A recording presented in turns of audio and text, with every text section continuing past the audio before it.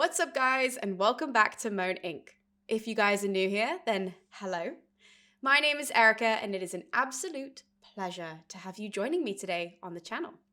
Because today, as you guys can see from the title, I am joined by Dr. Kenneth Harl, who is the author of the newly released Empires of the Steppes, the nomadic tribes who shaped civilization. Now, Dr. Kenneth Harl, this might be the first time that you guys have heard his name, but let me tell you that Dr. Kenneth Harl is unbelievably famous. Dr. Harl got his PhD from Yale University in the US and went on to teach at Tulane University down in Louisiana. He recently retired back in 2022, but that has absolutely not stopped him. Okay, Dr. Harl is incredibly famous throughout his career for publishing many books. Since his retirement, as I said, he has released this book. He is working on future books and future proposals, as well as preparing some future lecture series. Hopefully we'll be seeing those online soon. But if you guys want to see more of Dr. Harl after this interview, there are so many lectures online that Dr. Harl has already done that are available for free for us to watch. I watched all of them prior to doing this chat, and they are unbelievably fascinating. So I'll be linking all of those in the description below. And those topics range not only from the steppes and from looking at the Silk Road even. There are lecture series on ancient Roman history and into Byzantine history as well. So there's like loads to choose from, is what I'm trying to say. He is incredibly well known, and it is an absolute delight and an absolute privilege to have Dr. Harl sitting with me today.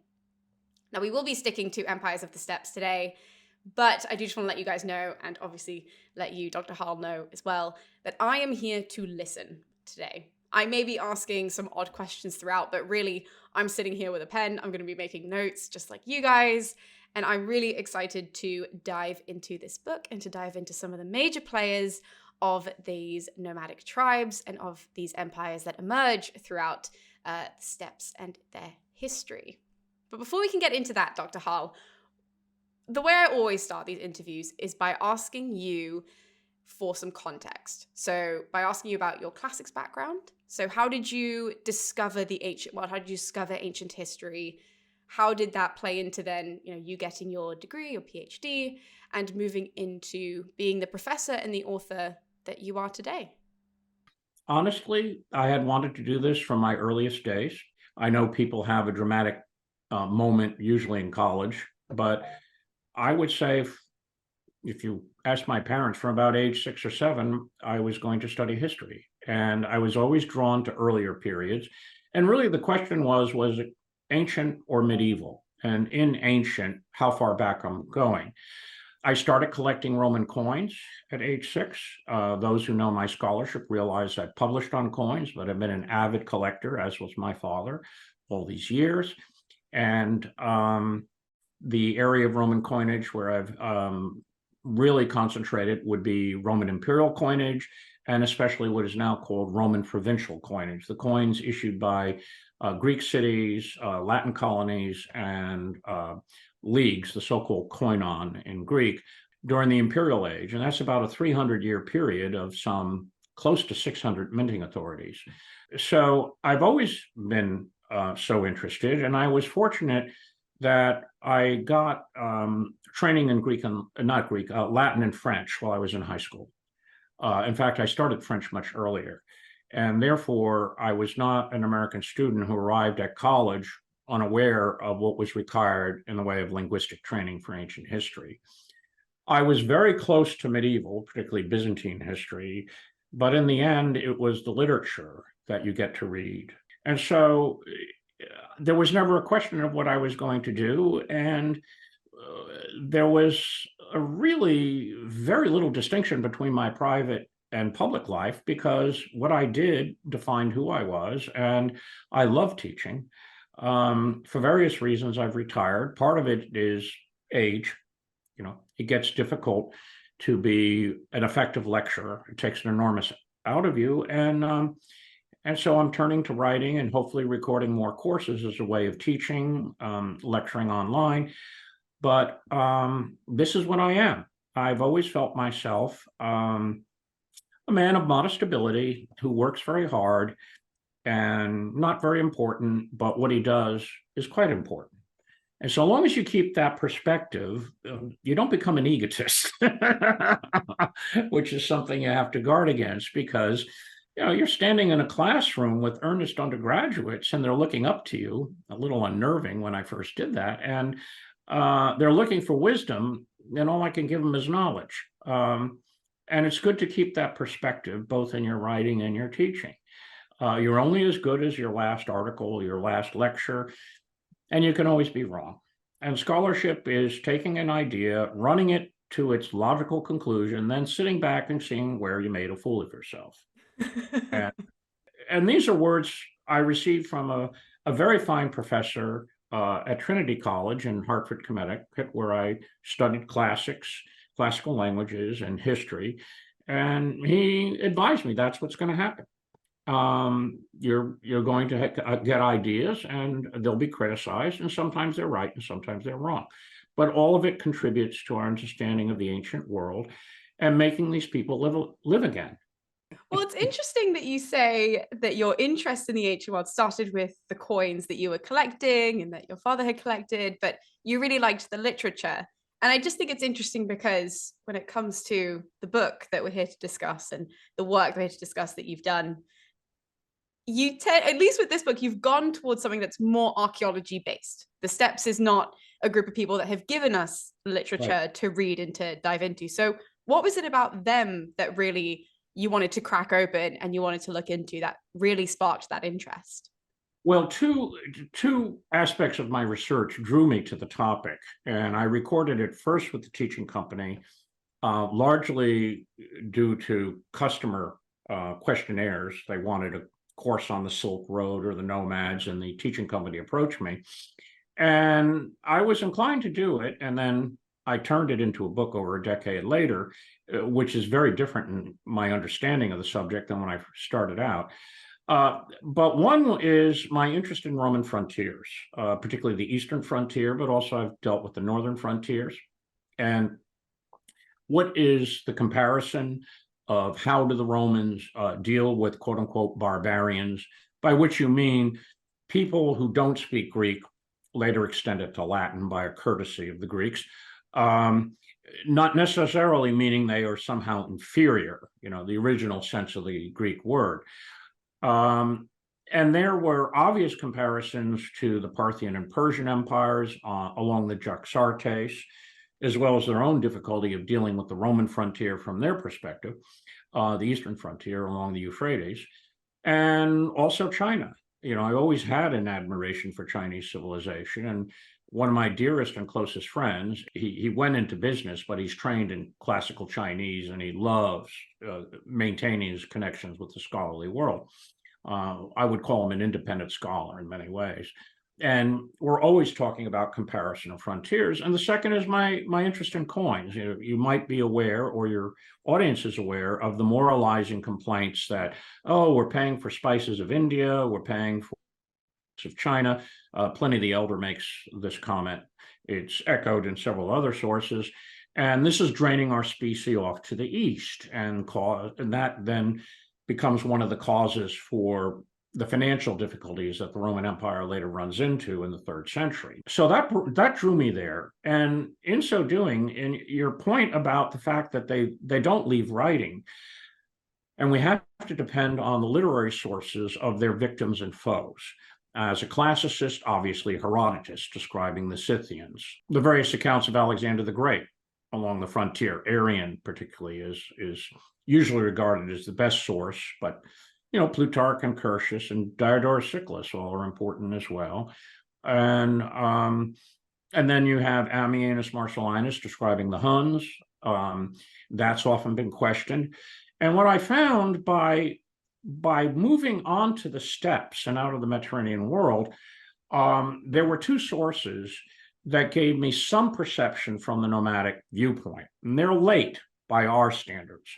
Your audience may not, if they're mostly classically trained as I was, they would find that those two sources are, one, the monumental inscriptions from the Orkhon Valley in what is now Mongolia.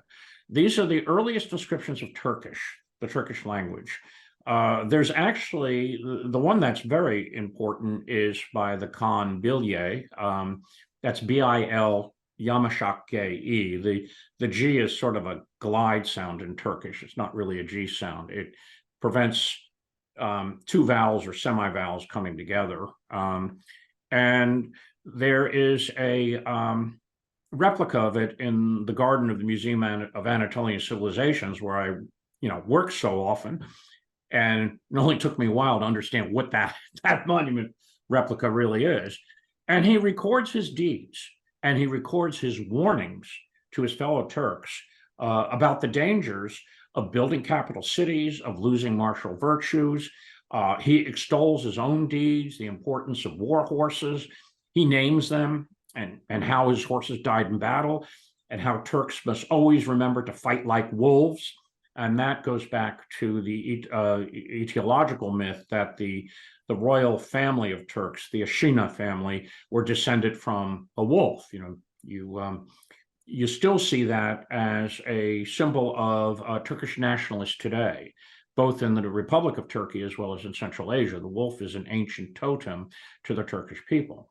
He also castigates the Turks for becoming seduced by Chinese luxuries, foodstuffs, and the like.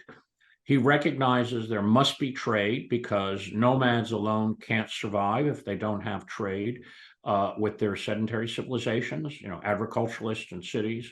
The urban dwellers produce goods they can't produce themselves. Their diet is primarily dairy and meat. And so inevitably, access to markets are important.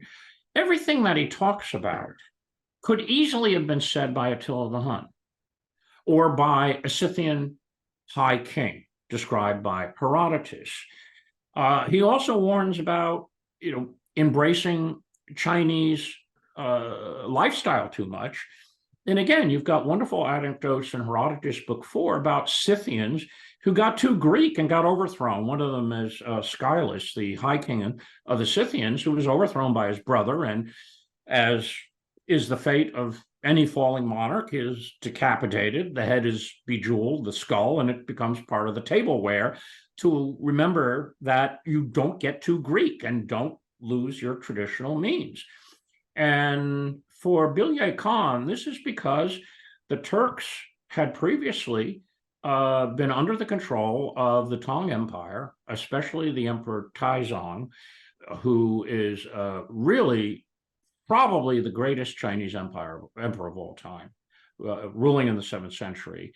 And he subjected the Turks on the eastern and central steppes, exercised Chinese authority all the way to the Aral Sea. The current Belt and Road Initiative from Beijing is, in a way, an effort to recreate that imperial greatness from the 7th century in an area that I suspect the Russians think they have other ideas. But in any event, the wonderful aspect about that monument is this is a nomadic ruler speaking to his subjects directly. It was carved in 732 AD in this alphabet that was later displaced by the Arabic script. It actually looks like Norse runes in a strange way. It's an alphabet that had been devised by merchants on the Silk Road, going back to Aramaic and Brahmi scripts, may have been devised by Buddhist missionaries or Manichaeans, we're not sure. And it was pretty widely used across the steppes, but very few continuous inscriptions survive. We have a lot of fragments as far west as Bulgaria, and would that we had more. But what it does is it gave me a measuring stick against the comments in classical Chinese and Arabic sources about the nomads. It gave you some kind of idea of where the information coming from the literate societies is plausible. You also have archaeology and anthropology to help you out. And above all, the DNA analysis of skeletal remains. And those reading the book know that you're correct. The first 2 chapters depend very heavily on historical linguistics, archaeology, anthropology. Without those modern subjects, you couldn't write those chapters. I had to do a lot of work to remember my Indo-European linguistics, what I had taken years ago, which is always fun to do, and the origin and development of languages. And significantly, that Turkish monument of the 8th century, when transliterated into the modern script, modern Turkish speakers can look at it and recognize it as their language far better than we can recognize Beowulf. It's much, much closer to modern spoken Turkish because of the reforms of 1928, where Ataturk wanted to go back to the pure Turkish, and they went to Central Anatolia, and they were just throwing out, Persian and Arabic loanwords left and right, and altering Osmale, that is Ottoman Turkish, into this new spoken language, which would be written in an alphabetic script. That's and wild. So, yeah. Oh, well, that was one really invaluable document, and it really helped me write chapters on the Scythians, both with Herodotus and then talking about Alexander the Great and his encounter with the nomads north of the Jaxartes, who were tribes of Scythians, and above all, with what was said of Ammianus, by Ammianus Marcellinus about the Huns when they arrived in Europe around 370 AD. And yes, these accounts have stereotypical images of barbarians, but they obviously spoke to eyewitnesses. In the case of Ammianus, I'm sure he spoke to Goths who had survived the Hun onslaught. He's not just making it all up. For instance, Ammianus tells us that the Huns get very nervous when they walk inside buildings. They don't like the sky being blocked out. Well, that Turkish Khan says that centuries later, that you shouldn't go into buildings and you shouldn't build cities. You build cities, you're giving a target to your foe. And if we don't have cities and we ride free on the steppes and they invade, we can always scatter. And even if they attack at winter, trying to get us at our weakest point, and you don't give a conventional objective to the armies of that sedentary society. And that's a sound warning. The other document is, and there are a number of translations, new one that just came out, and I believe I cite that in the book, called The Secret History of the Mongols. And some of your people probably are aware of it. It actually survives in a Chinese version of the 14th century, but it's based on the original Mongolian text, which was ordered by Ogadai, who was the third son of Genghis Khan and the second great Khan. He was probably the best choice of the four. I really sympathize with Genghis Khan, like, which one should get it? And he was a genial functional alcoholic. But in any event, he ordered it, and it's essentially an epic poem, which is based on stories told about Genghis Khan in his lifetime. And so the incidents have to be plausible to the audience. So must the settings. We learn all the details about the private life of Genghis Khan, which the two key Arabic accounts and the Chinese accounts don't give us. And that's, the famous story of how he was born holding a blood clot, foretelling his destiny, the way his father was poisoned slowly, his family thrown out of the yurt or the tribe because there was no adult male. They couldn't afford to keep him. And so he and his siblings, along with that redoubtable mother of his, Hulan, managed to eke out a existence in the forests. And above all, the wars that led him to be declared Genghis Khan, universal lord, great title, by all the tribes dwelling within the felt tents when he was in his mid-40s. It's a remarkable career. And then he goes on to become a world conqueror and leave sons and grandsons who inherited the vision to create the largest continuous empire. Well, the descriptions of Genghis Khan, his military genius, his ability to inspire men, The Chinese painting that survives of him, that was commissioned by his grandson, it's in the Taipei National Museum, where he's presented as a Chinese emperor. These are precious sources. I wish we had the same for Attila the Hun. All we have is a brief description of him by Priscus of Panion, who was sent as an envoy by the Eastern Roman Emperor Theodosius II in 447. And that description is very vivid, but it's very brief, and it doesn't go into the details. And would that we had a life like that called The Secret History of the Huns, where we get a firsthand account of Attila from the nomadic viewpoint. Attila would come off as comparable to Genghis Khan in many ways. He had the same organizational genius. He was abstemious in his habits. The wealth and slaves he won in battles was to reward his followers. Both he and Genghis Khan shared I wouldn't say contempt, but certainly no fear of wounds in battle, and inspired their men by example. And again, by reading these later sources, it allowed me to return to my classical texts and understand them better. One example is Attila's decision to invade the Western Roman Empire. I believe the Huns are descended from tribes who were once part of what is called the Xiongnu Confederacy. The Xiongnu were the first tribes we know of on the eastern steppes, on what is today Mongolia, who put together a great confederacy that challenged Han China. And we have a great deal of information from them due to the Chinese sources. And it was just wonderful reading through the accounts and checking with my friend, what is this really in Chinese? I'm ignorant of Chinese. And I make that clear in the book. I depend on specialists for those languages.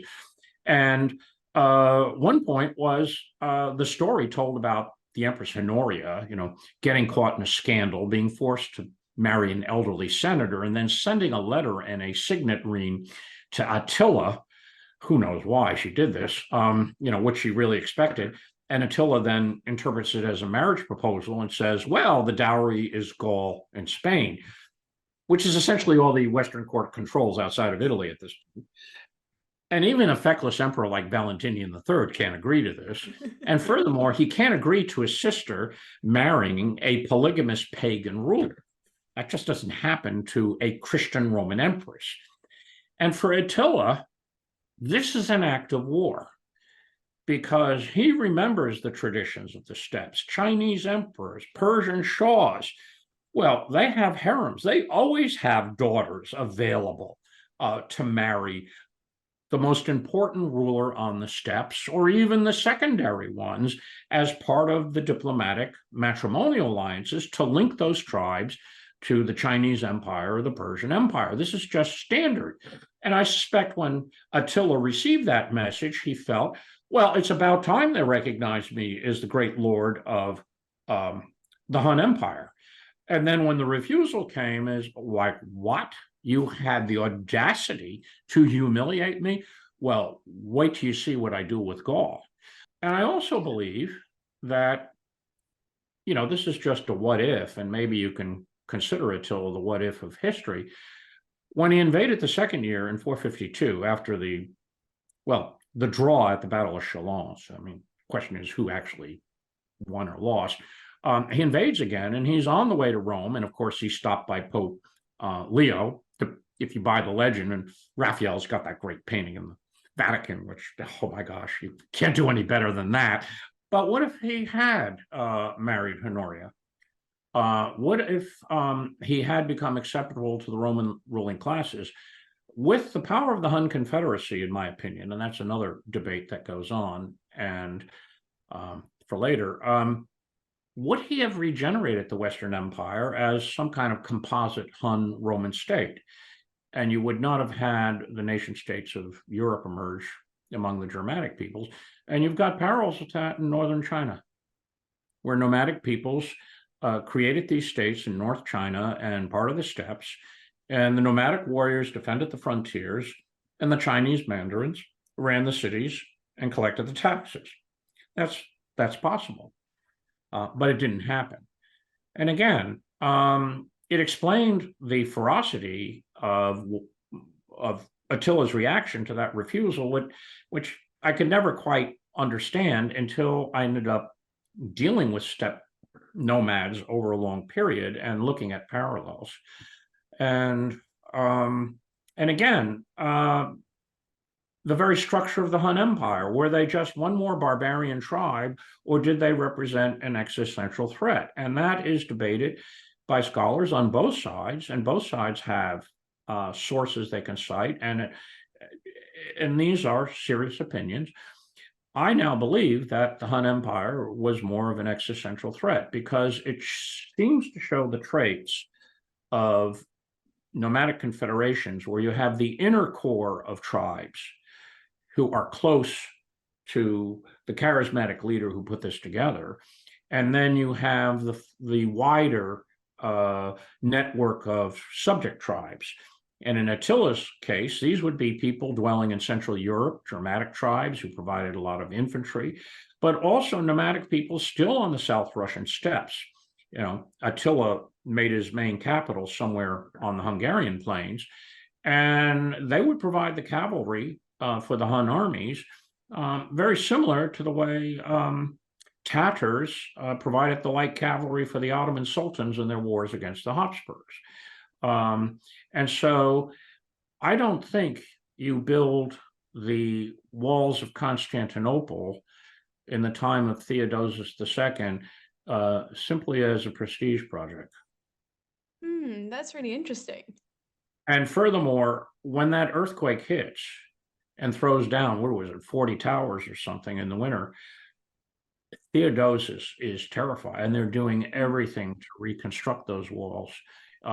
Because the fear is, what if the Huns attack now and the walls, there are these huge gaps in the walls. Above all, and this is another comparison with Genghis Khan, Attila obviously put together a corps of Roman engineers because he could capture cities. So did the Mongols. They used Chinese and later added Iranian and Muslim engineers. This is why the campaign of Genghis Khan, the first campaign outside the steppes, the great campaign that marks in 1219 when he attacks Khorasan, that would today be Uzbekistan, Transoxiana, and Iran. And he shows up out of nowhere, and his engineers can capture the city of Bukhara. This stuns the Muslim world. You mean nomads can capture cities? Wait a minute. We don't have experience of that. Well, the same was true of the Hun armies. They capture a number of cities in the Balkans. And one of the things I learned two things in writing this book. One is the steep learning curve that the nomads have. That's something that's easily lost if you stay entrenched in your classical sources. They're barbarians. Think of Julius Caesar's description of the Germans, for instance. And even when you get to Tacitus, they're a little better. They're really much better organized and far more adept at learning than often their foes and victims will credit. The second thing is their view of the world. They dwell on this vast set of steppes. The nomads just keep moving across it, and they're plaguing the civilized countries. You know, they're always showing up on, who's the next installment tumbling out of the eastern steppes to plague Christian Europe or the Muslim world. Well, speaking of movement, I actually had a question about that from your book and from your lectures, that you have said that it's commonly thought that the movements are, oh gosh, I wrote it down because I knew I would write it down the wrong way. Where is that note? Is it east to west? People normally think it's west to east, but it's actually east to west that we see the movement. Initially, it's east to west. It's right. Initially the Indo-Europeans moving eastward. And those migrations continue. The last of it would be the spread of the Iranian-speaking peoples in the early Iron Age, say from 1000 to 600 BC, so that the Greek world and the Persian Empire encounter Scythians in what is now South Russia. You think of the great campaign of Darius I to pursue them that Herodotus describes, or Alexander on the Jaxartes fighting the Daha, which are Scythians all the way out on the border of what is today Uzbekistan and Kazakhstan, Kazakhstan being the steppes beyond the river. And that holds true through antiquity. The shift from going east to west is the expansion of the Turkish people in the early Middle Ages. And if you think of, for us, antiquity ends when the Roman Empire falls, however we define it. And you have all these Germanic peoples coming in and establishing kingdoms in the former Roman Empire, in England and France and all. Well, the movement of the Germanic peoples, which marks the Middle Ages in Europe, is simultaneous with the movement of Turkish-speaking peoples across the steppes and the shift from Iranian to Turkish, or let's call them agglutinative languages, because some of these people were not quite sure if it's really Turkish or a related language system. But it's clearly languages related to modern Turkish and Mongolian that show the features of vowel harmony, also of suffixes to show different types of changes of tense and person. Is this also, I could be completely wrong, but was this also part of the distributed language theory that you spoke about as well in the book? Yes. Okay.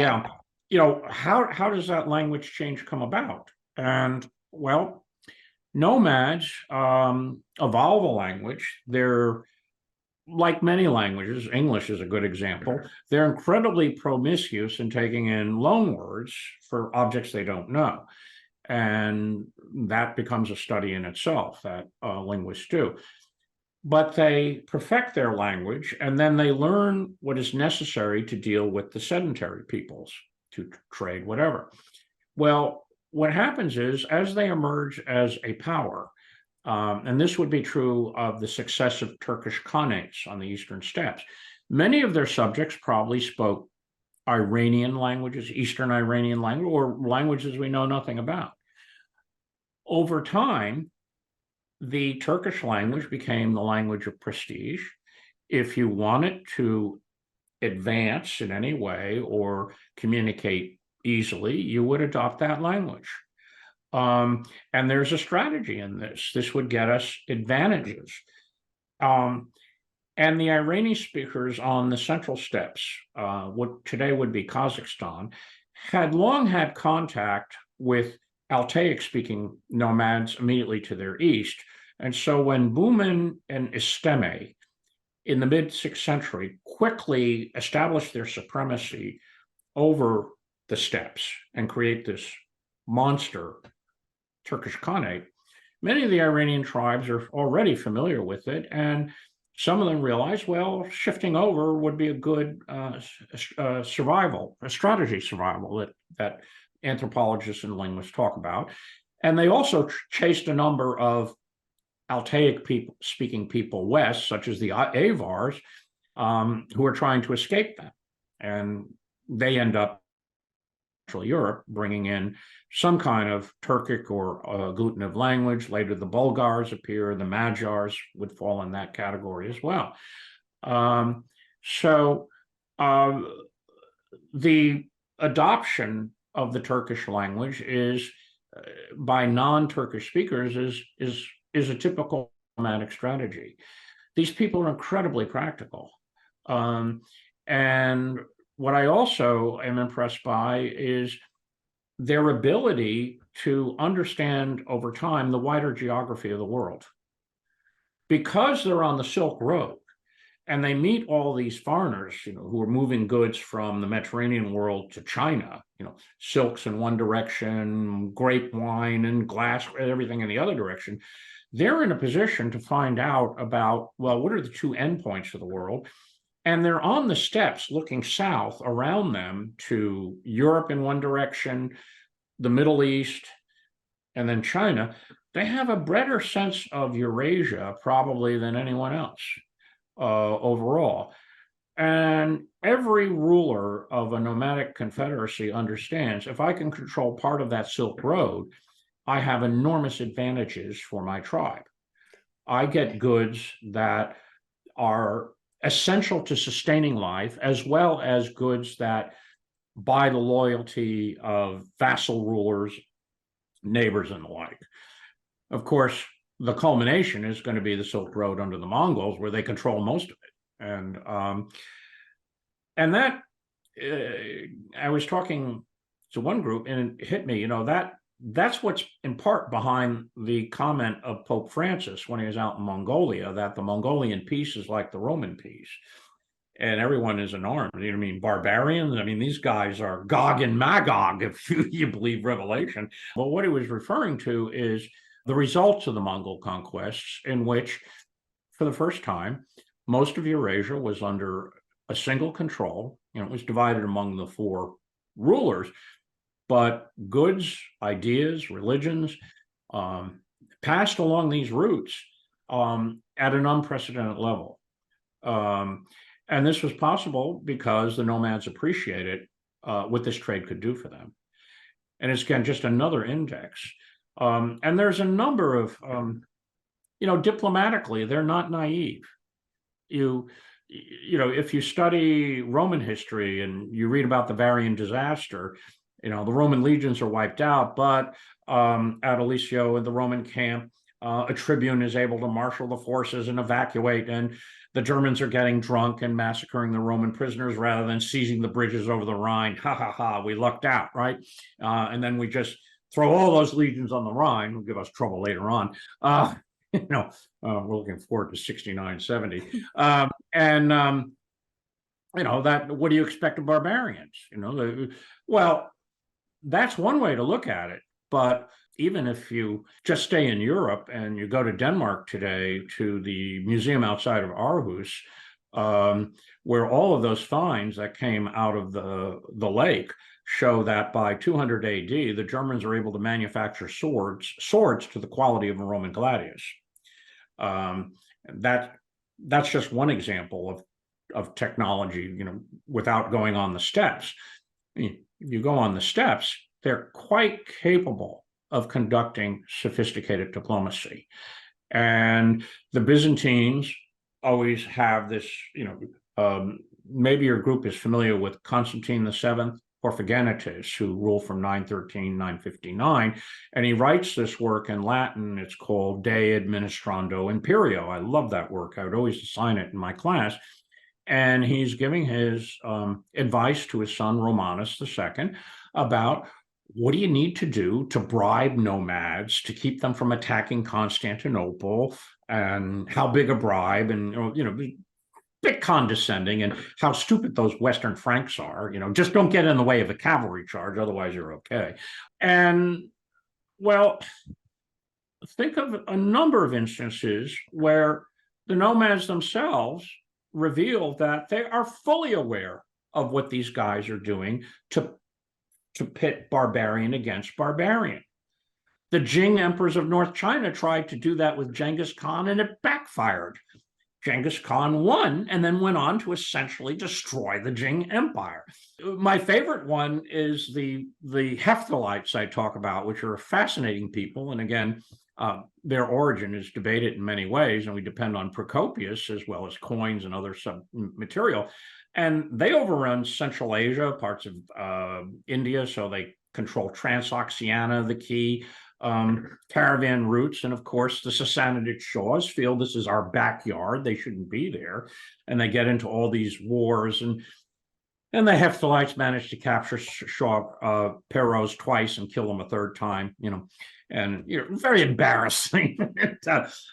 So King Shah Khusru decides, I'm going to finally take out these guys, and I'm going to ally with the Turks who've just appeared on the steppes. They contacts Istemi, the younger brother of Bumin, who's expanding Turkish power, and they conclude an alliance. And the Turks and the Persians do take out the Hephthalites, and you get parts of Eastern Persia back and what the ancients call Bactria, but all those caravan cities fall into the hands of the Turks.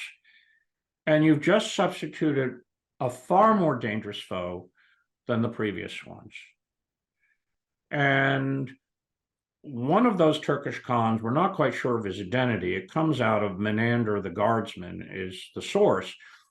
The Emperor Justin II sends an envoy to conduct an alliance with a Turkish Khan. It may be Tardu, it may be Isteme, we're not sure. And he arrives, and this is recorded by the Byzantine author himself in Greek, and says, oh my gosh, it's the Roman who speaks 10 languages and the single lie. And he makes a gesture that's negative in Turkish, which is probably putting his fingers up and nodding his head. And that's a revealing incident. They're fully aware of what these guys are up to. And they're fully aware that if there's a succession crisis, they're going to back different contenders to keep it weak. By the way, Bilye Khan, on his monumental inscription, warns about that. All members of the family have got to cooperate. Don't give the Chinese a chance to back your brother or cousin in a succession crisis. They are aware of their own weaknesses and what their neighbors can do to them. And that explains, for instance, Gengis Khan's efforts to find a single successor who would be the supreme Khan. It's certainly what's behind Attila's effort to make his senior son. Unfortunately, it didn't work. There was a succession crisis, rebellion among the tribes, and the Emperor Marcian liberally threw Roman gold solidi to back him up. But undoubtedly, Attila was aware of that. So with all this in mind, what do you hope that people will get from your book? Like, what do you hope that people who read the book will be able to take away from it?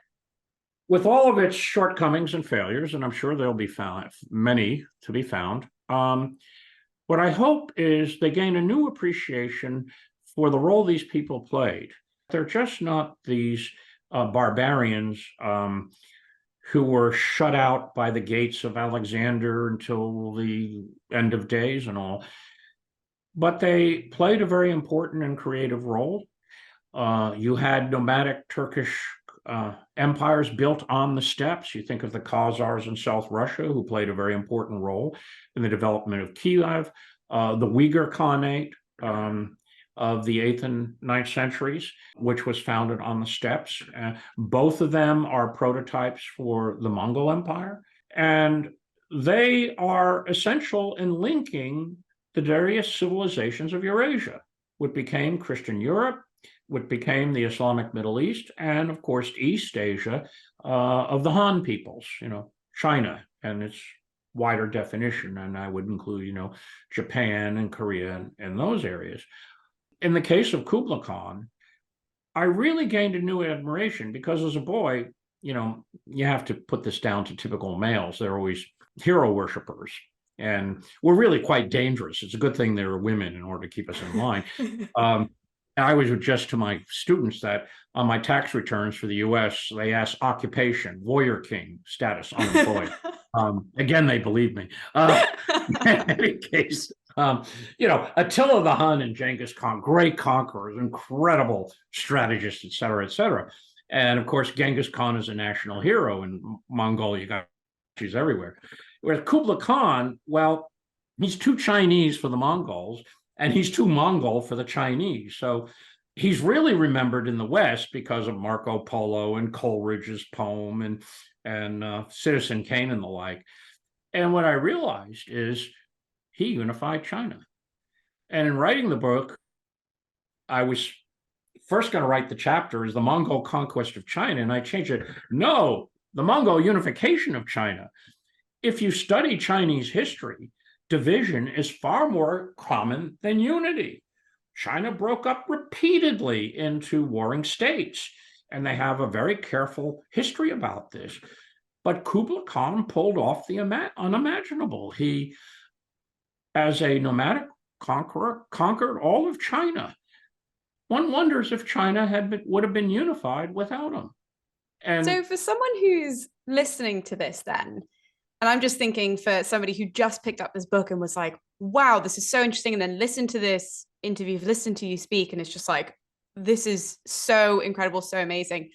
Where would you direct them to read next? Like, would it be a public history book? Would it be more so a source material that you would say, oh, this is where you should go to find all the interesting stories? Or well, it depends on the reader. If the reader wants more depth on a particular subject, those books they can easily find in the notes and at the bibliography.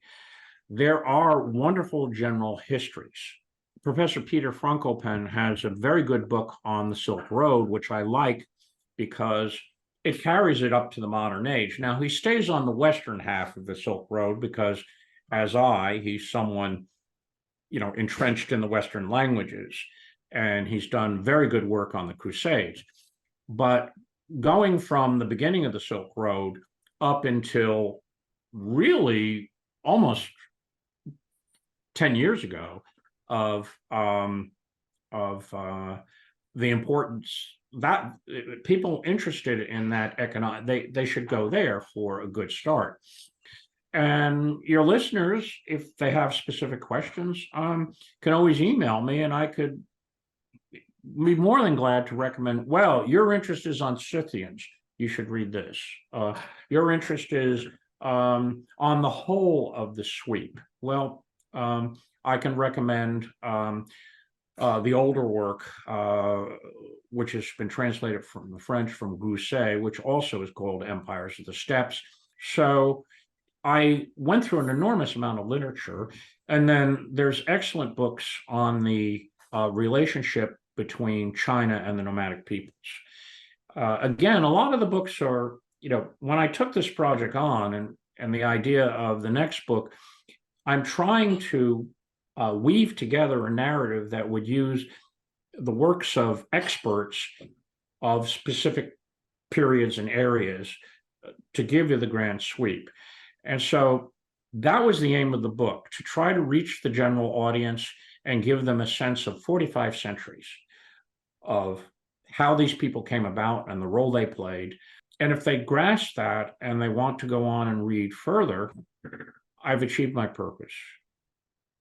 Dr. Harl, I do have so many more questions for you about this, but I am aware that we are out of time, unfortunately.